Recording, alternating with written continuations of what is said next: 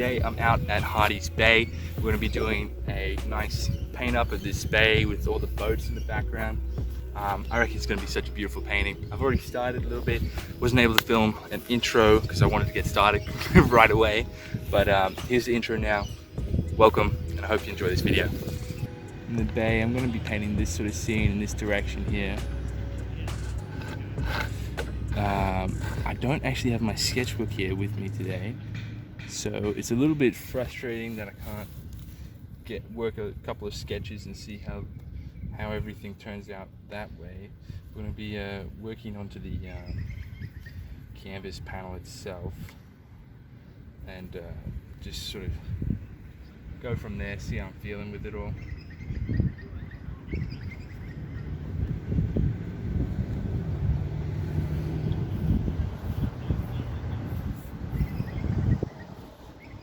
Work in maybe some of this foreground. I don't want it all to be entirely entirely water. I want it to come up maybe to the mud flaps through here. So it'd be deeper water and then shallow. That's kind of what I'm thinking. And then boats, mid-ground, mud sort of area, shallow water area, foreground, and background, the sort of mountain just behind it.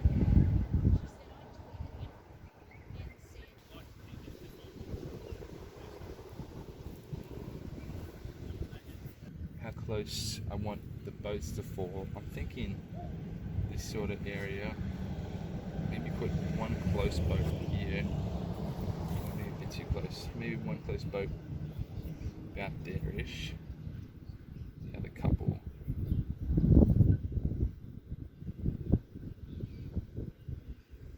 I'm just gonna dash in where I want to put these boats.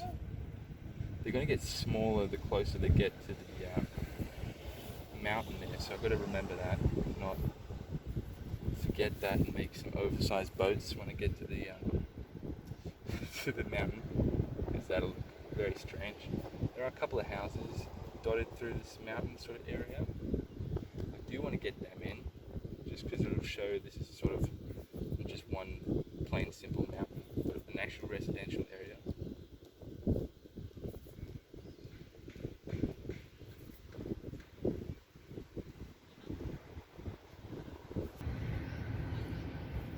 So the shallow kind of starts about there. You can kind of see it arrive through there, and then little patches of deep through there too.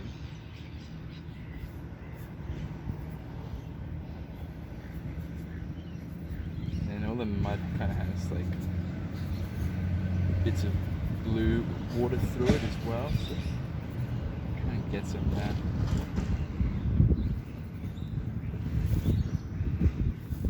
Yes, you can see the palette work. I'm going to mix up a couple of colors. I'm going to start with maybe the sky and just go from there, maybe then work the hillside. So the sky's quite bright at the moment. We're kind of early afternoon as it is now.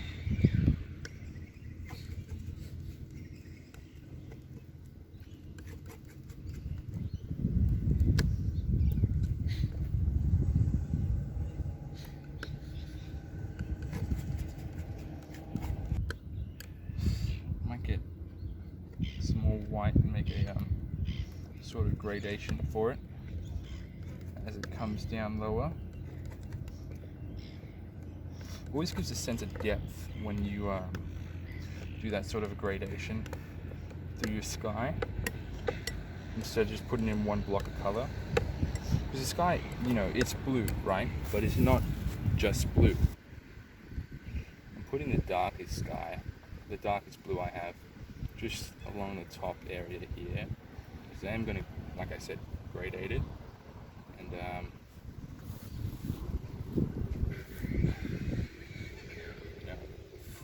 and lighten it up through that gradation. Because the sky is just super clear, I don't want to create too much texture. texture on the sky area itself. You know, I kind of want to just leave that sort of texture a bit flatter.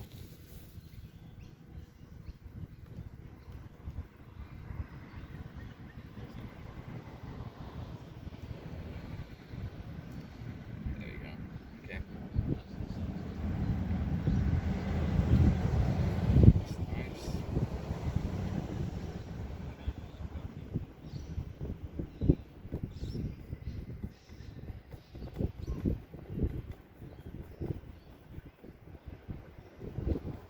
I don't know if the camera's picking up that gradation too well because it's a bit further back, but that light is really helping come through there. Actually, at the back there, it's actually even lighter just at the bottom there here. So I'll just put it in a bit lighter through there.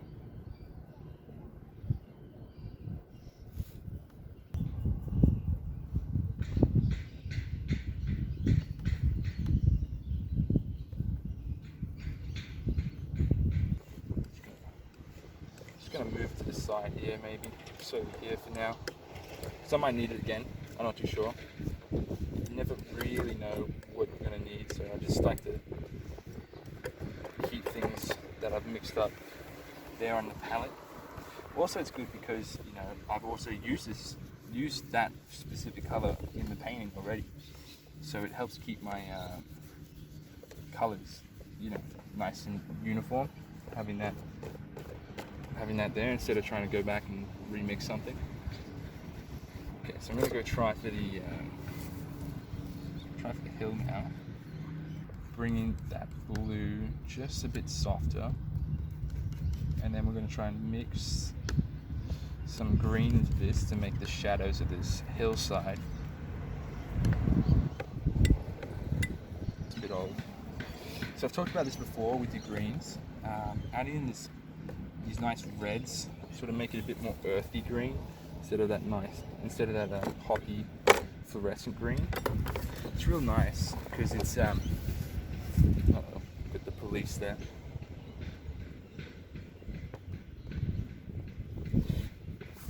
They drove on past. Thought that might be the first interaction with the police, but thankfully not. I don't think they're coming back. No, they're driving off. Thank God. I was a bit worried there for a second. I thought the police were gonna pull over and have a chat with me, which wouldn't be too bad. I mean, I'd like to think they'd understand that this is what I do for a living. That's kind of nice, that green there. I need something a bit more punchy though. Got that cad yellow green and those greens for that mountain back there all mixed up. So I'm gonna grab out the round brush and I'm gonna try and put those in now. Same as last time, approaching a scene like this, I want to put in some of those, go for the shadow shapes first and sort of build up the scene using those shadows. There are a couple of houses through these shadows as well, so I don't want to completely block down the shadow right over the top of it.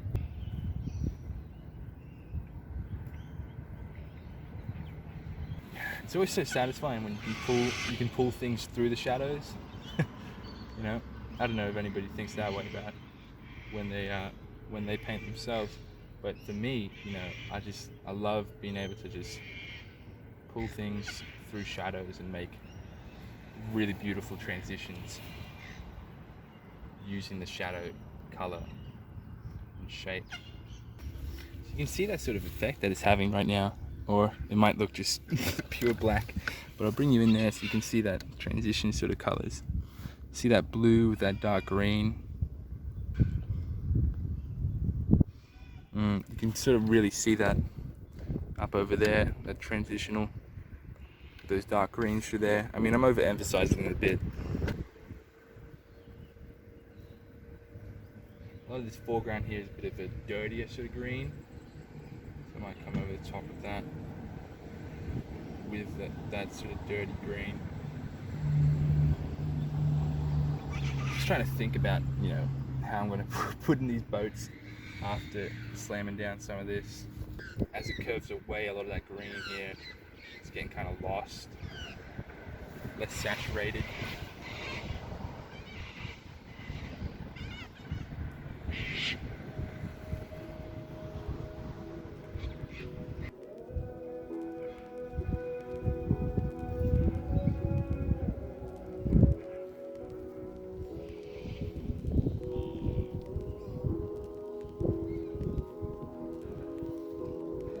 Some of these houses coming through here.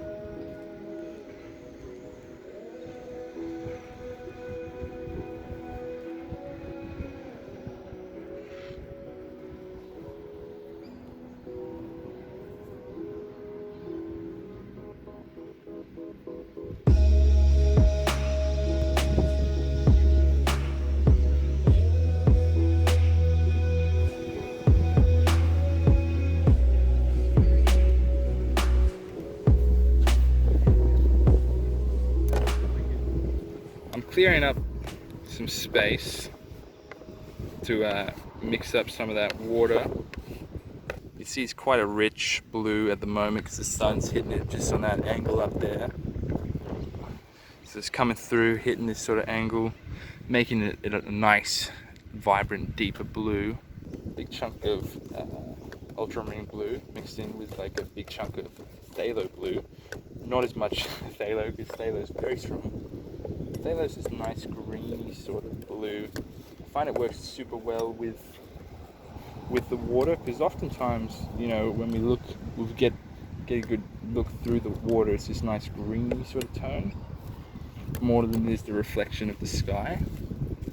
So if we can get that nice greeny sort of blue, then it appears a lot more realistic.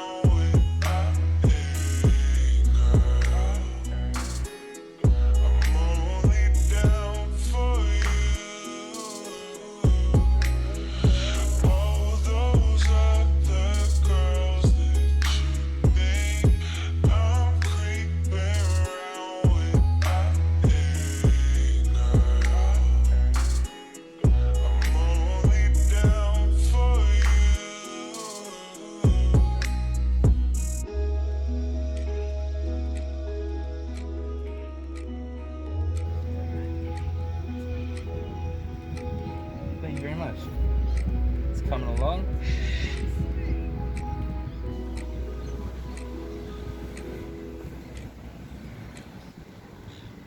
I'm kind of not talking too much during this because I know that I've only got about an hour, if that, before the sun can just completely vanishes from where I'm painting at. So I'm trying to just really gun-ho it and not focus too much on narration while I paint. So, because narration while I paint probably slows me down quite a lot. Which is why I talk over the top of these videos sometimes, or quite often in recent times. That's for sure. You can see me just sort of bouncing around the whole canvas here, going from back to the boats, to the water, to the mud flats in the foreground, back to the boats, to the water, mud flats, back up to the hill. This is really my process. This is the way I paint, and I really genuinely believe that everybody should paint this way. I really think that we should all really work at painting as a whole piece instead of sections, because the painting is a whole piece, right? So if you bring it all together all at once, you can see what's working, what's not, comparative to what's there and what, because as you're bringing it all together all in one piece, you got pretty much all the pieces falling into place, and if one thing's not looking right, you can tell instantly compared to another piece that's falling into place at the same time. I just think it makes a lot of sense, and it definitely helps me to think and approach painting in that manner, of that just bouncing around the entire painting, really trying to bring the entire painting all together all at once. But yeah, that's just my thoughts. This is the way I sort of roll and create my paintings. But otherwise, big news. In the next plein air video that you'll see after this, I've upgraded my camera gear. Well, actually, not upgraded. I've added an additional camera gear setup to the video process, which is a drone, and I think it's going to be quite a hell of some plein air paintings going forward, and I think it's going to be pretty sick. Going forward, I'm going to really try and strive to make it a bit more, cinematic, a bit more visually pleasing, a bit less stale, just one perspective. I really want to try and bring that value, and I believe that the value is, perspective on the painting, watching me work the painting, stuff of that nature. I do believe that value is found in that watching of the process come to fruition, which is why I put out long form, real time painting videos. But I just want to make it a bit more enjoyable. People here on YouTube, where I post, people here don't necessarily watch long form painting videos, other than like artists like myself. So making it a bit more interesting to watch, I think it's just a lot of fun for everybody, not just like painters, but for myself included. I think having that extra visual aid of the drone shots and being able to see the location from up high, and really gives you a sense of the land and everything. So talking about that, those longer form videos and stuff, I'm really trying to put together this Patreon that you can go over there. There's not much there right now. There's a couple of articles or blog posts that I've written, but I'm really trying to put together a lot of cleaner long form videos over on the Patreon, and I think that's where I'm going to transition to putting over the longer form videos for those that really want that sort of thing, whether that be plein air or painting still lifes or portraiture and stuff of that nature. I want to put the long form, real long form, in-depth discussion sort of stuff over on the Patreon for those people that really want that sort of thing. I feel like YouTube's kind of becoming more of this thing that's like, I want to make it this enjoyable sort of escape sort of place to come, where you can watch me put together a painting, learn a few things, of course, like the value. I never want to get rid of the value. The value is always the number one thing for me. But, I just want to, sort of just amp up the visual storytelling, if you will, just the overall, like, visual appeal. So I think that's what this drone will do, and going forward, I think that's where I'm going to transition into putting my longer form content. So if you'd like to preemptively join the Patreon, I know Sketcher, he's part of the Patreon. He watches all my videos. Awesome guy. Really appreciate all of his comments. He's part of the Patreon, so go join him over there. I'm slowly adding to it. Most of you know I had a baby, so that kind of put a spanner in the works in terms of production on the Patreon.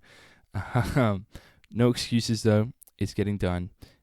Also, I've added a tip sort of PayPal me thing in the description of the video too. So if you want to leave a tip or anything like that, you can do so in the description below.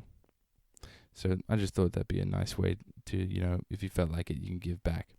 That tip's just purely there for those that, enjoy the content, want to, support it, but don't want to do a monthly support, just a one-time thing. Totally, up to everybody. It would just go such a long way to support the channel and support the creation of all these videos. And, you know, and supporting me as an artist. You know, I'd really appreciate it. So, but don't feel like you have to at all. It's just a little side option. But I really hope you guys enjoyed this painting process, this video and everything.